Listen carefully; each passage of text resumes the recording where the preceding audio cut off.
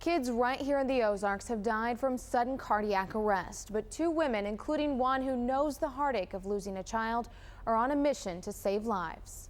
McKinley was brighter than the sun. For McKinley Lambert, there were warning signs. She was having trouble at swim meets, and she couldn't swim long distances. She was having trouble breathing. It was a hole in McKinley's heart the doctors repaired in open heart surgery. But tragically, 3 years later, a plane crash claimed McKinley and her brother Grayson's lives, along with 3 others. I've struggled with a focus other than my surviving 11-year-old. It's kind of been tough to try to get out of bed every morning. But Georgia says a message from her daughter has helped her find new purpose. I've had several dreams with the kids, visitation dreams. I know that they really were there with me. She said, "Mom, you're supposed to help other kids." And she said everything I went through, all the trouble I went through, the 9 hours of open heart surgery. Unlike McKinley's heart, many have no warning. He was just a normal roughhouse kid. Forrest Varney was an athlete practically all of his 17 years. From go-kart racing to football, basketball, baseball, about everything. But at an early morning basketball practice, he collapsed. They just never did revive him, and they had all the latest equipment that most schools have. I believe everybody did everything they could. Forrest's heart stopped. They said it was an enlarged heart and congestive heart failure.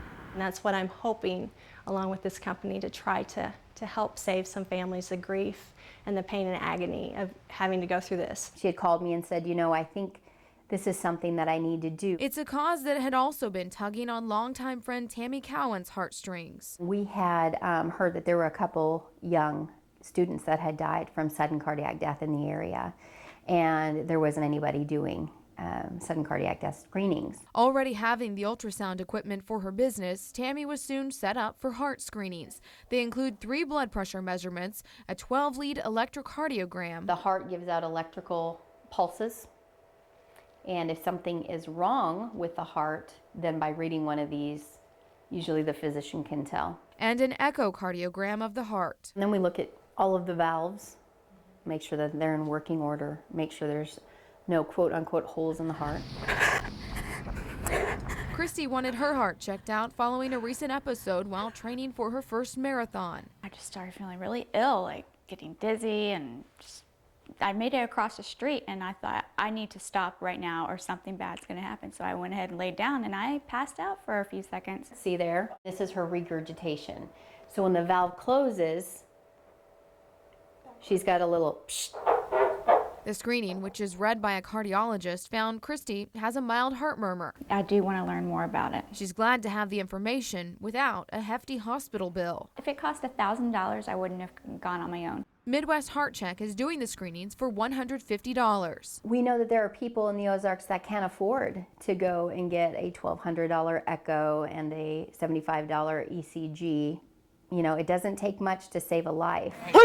They hope to screen as many student athletes as possible and catch heart problems before it's too late. I think he maybe made a point that something needs to be done. McKinley was very clear to me. It was just, we had to do this, Mom, and this is what you're supposed to do. So I understand now. Midwest Heart Check is completely mobile and hopes to even take their equipment into schools to do the screenings. The Grayson McKinley Memorial Foundation is raising money to help families that can't afford the $150 screening. We'll link you to more information on how you can have your child screened in this story at ky3.com. Back to you.